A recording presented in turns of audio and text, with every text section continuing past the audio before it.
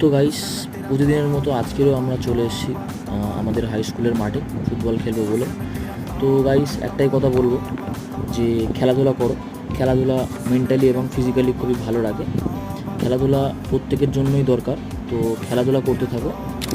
আর guys, বিশেষ করে আমি যে এনভায়রনমেন্টে বা পরিবেশে খেলাধুলা করি বা আমি যে পরিবেশে থাকি, সেই পরিবেশটা আমার নিজেরও খুব ভালো লাগে। তোমরা মানো या না মানো, যাই হোক, তো এখানে প্রতিদিনই আমি খেলতে আসি। তো আমার খেলতে খুব ভালো লাগে।